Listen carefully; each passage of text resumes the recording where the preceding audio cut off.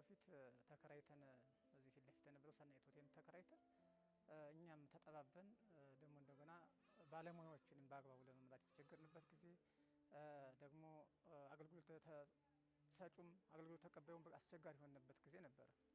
አሁን በቃ ያን ቢሮ ጎን በጎን እያሰድን ስራችን ሰርተን ይህን ቢሮ ገንብተን ለአገልግሎት ተቀባይም ለአገልግሎት ሰጭም ጥሩ የሆነ ስራ ሰርተን ያለንበት ሁኔታ ነው ያለ። አሁን በቃ ሁሉ አገልግሎት ለመስጠት ሁሉች አመች የሆነበት ደረጃ ደርሰናል። ያለውን ችግር ተቋቁመን ምናልባት ወቅቱን ማንም ሰው ያውቃል። አሁን ከባድ ነው፣ አስቸጋሪ ነው። በአንድ ጎን አፈሙዝ ይዘን በአንድ ጎን ደግሞ ልማት እንዲሁም ማልማት መቻል አለብን። ለቀጣይ ትውልድ ይጠቅማል በማለት ይሄንን ቢሮ ገንብተን ወደዚህ ለሁሉም ሴክተር አገልግሎት ሰጭ ሆኖ ይገኛል አሁን ማለት ነው።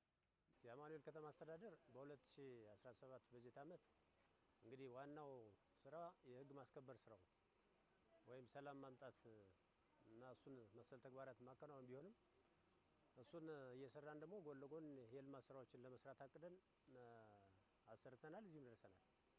በበጀት ዓመቱ እንግዲህ ከ35 ሚሊዮን ብር በላይ በጀት ይዘን ፕሮጀክቶችን አቅደን መስራት ችለናል። በዚህ ውስጥ የሰራናቸው ፕሮጀክቶች አንደኛ ጊዜያዊ ቢሮ ግንባታ ነው። እሱ ከ10 ሚሊዮን ብር በላይ የፈጀ ከነቁሳቁሱ ነው።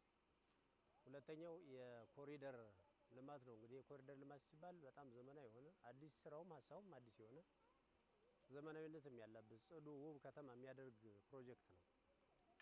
ከሱ በተጨማሪ ደግሞ በጣም ቁልፍ የሆነ የማህበረሰብ ችግር የነበረበት የቤት ማህበሮች ለረጅም ጊዜ የመብራት ችግር የነበረባቸውን የመብራት ችግራቸው እንዲፈታላቸው በጀት ይዘን ከ2.5 ሚሊዮን ብር በላይ ተጨማሪ ክፍያ በመክፈል መብራት እንዲገባላቸው አድርገናል። ከዚህ በተጨማሪ ከተማ አስተዳደሩ ለ21 የቤት መስሪያ ቦታ ለማግኘት ለተደራጁ ማህበራት ለ458 አባላት የቤት መስሪያ ቦታን አስተላልፏል። ከዚህ በፊት በውዝፍ የነበረ ያልተጠናቀቀ የምሪት ቦታ ነበር። እሱም የቤት ማህበሮች ከፍተኛ ጥያቄ ሲያስነሳ ነበር።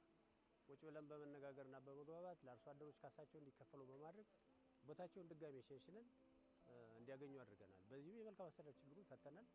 ሌሎች የልማት ስራዎችም እንዲሰሩ አድርገናልና በጥቅሉ በበጀት ዓመቱ ከ35 ሚሊዮን ብር በላይ የፈጁ ፕሮጀክቶችን ሰርተን ማጠናቀቅ ችለናል።